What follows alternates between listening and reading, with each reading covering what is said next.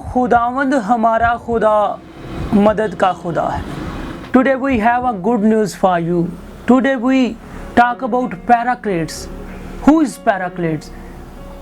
Today we know about Holy Spirit. Holy Spirit is our Paracletes. When we are a nothing, He is our helper. He is our divine helper. When He gives you the Holy Spirit, you receive power and ability. And Holy Spirit gives you strength because He is your advocate. He is your strengther. And when the word is coming, helper, and the second helper and other helper, where the word is the Greek is coming, Paracletes. Paracletes meaning is advocate, intercessor. Paracletes means your advocate and your intercessor. मसीह यीशु में आप सबों की सलामती हो. मैं खुरम शहजाद इमसाल आप सबको खुदावंद की हजूरी में वेलकम करता हूँ और खुशामदीद कहता हूँ.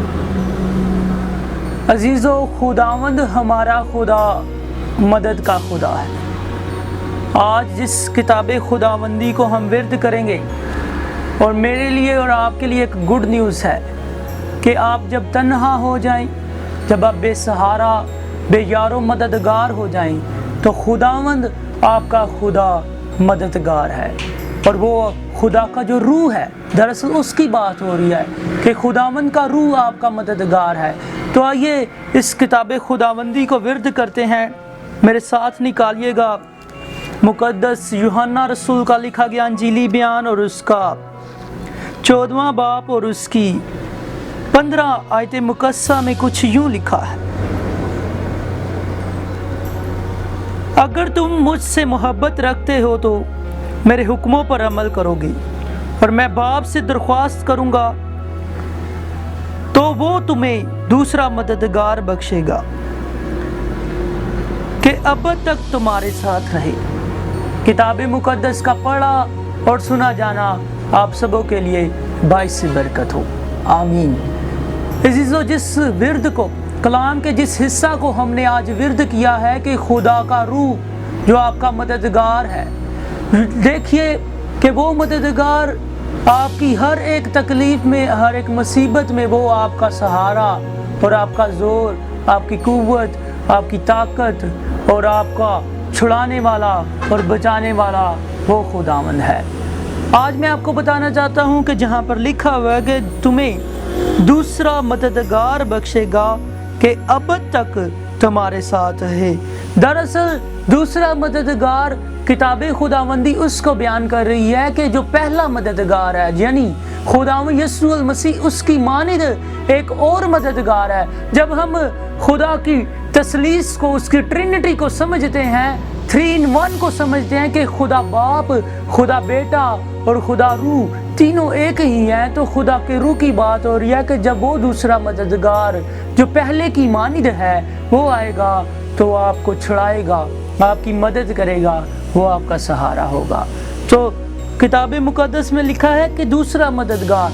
और जब हम दूसरे मददगार को यानी हेल्पर को, अनदर हेल्पर को समझते हैं, तो वहाँ पर यूनानी लफ्ज़ आया है पैराक्लीट्स. इसमें बाइबल मुकद्दस हमें बयान करती है कि खुदा का रूह आपका मददगार है, वो आपका छुड़ाने वाला है, वो आपका सहारा है, वो आपका आसरा और आपकी उम्मीद है कि जब आप तन्हा हो जाएं, जब आप बेयारो मददगार हो जाएं, तो लिखा हुआ है कि दूसरा मददगार बख्शूंगा ताकि अब तक तुम्हारे साथ रहे. दरअसल जहाँ पर बात हो रही है दूसरे मददगार की, वहाँ पर जो यूनानी लफ्ज़ इस्तेमाल हुआ है हेल्पर, वहाँ पर यूनानी में जो लफ्ज़ इस्तेमाल हुआ है पैराक्लीट्स. यूनानी में जहाँ पर हेल्पर के लिए जो लफ्ज़ इस्तेमाल हुआ है पैराक्लीट, और पाकरू के लिए जो पैराक्लीट लफ्ज़ इस्तेमाल हुआ है पैरा और क्लीट. पैरा का मतलब है बिसाइड, अलॉन्ग साइड, और क्लीट का मतलब है टू कॉल, मतलब साथ साथ चलने वाला, वो जो आपका एडवोकेट हो. यानी जब आप कहीं पर अदालत में जाते हैं तो आपकी वकालत के लिए वकील साथ जाता है जो आपकी तरफ से बोलता है. यानी पाकरू आपका वो मददगार है जो अदालत में आपका बोलने वाला, आपकी वकालत करने वाला है. जो लफ्ज़ इस्तेमाल किए गए हैं वो है एडवोकेट, यानी جب ہم عدالت میں جاتے ہیں، جب ہمارا کیس چل رہا رہتا ہے، تب ہم نہیں بولتے، ہمارے ساتھ وکالت کے لیے ایک وکیل ہوتا ہے، یعنی پاک روح، وہی خدا کا روح آپ کا مددگار، آپ کا وکالت کرنے والا ہے۔ اس وقت آپ نہیں بولیں گے بلکہ وہ بولے گا اور وہ آپ کا مقدمہ لڑے گا۔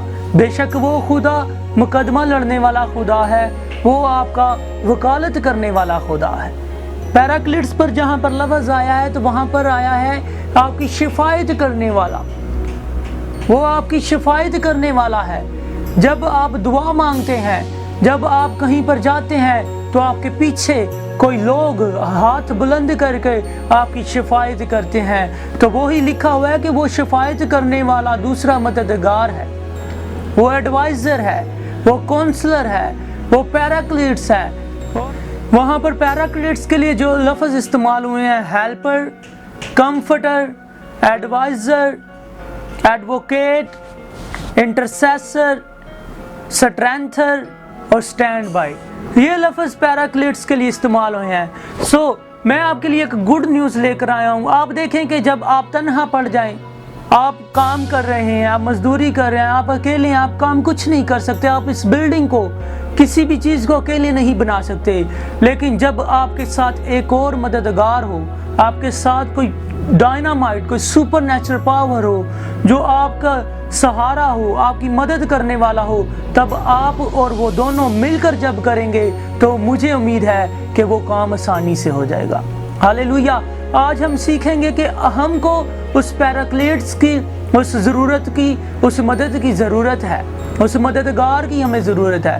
آج ہم اس بات کو اپنے اندر لیں گے کلیسیا، کہ ہم اس زمین پر، اس دنیا میں، اپنے گھرانے میں، اپنے خاندان میں، اپنی کلیسیا میں، اپنے علاقے میں، اپنے گھرانے میں کچھ بھی نہیں اکیلے کر سکتے، ہمیں اس دوسرے مددگار کی ضرورت ہے۔ اور لکھا ہے کہ وہ ہیلپر ہے، جب وہ آپ کی ہیلپ کرے گا، مجھے امید ہے جب وہ اور آپ دونوں مل کر اس خدا کے حضور جائیں گے تو وہ سپر نیچرل طریقے سے آپ کا کام آسانی سے ہو جائے گا۔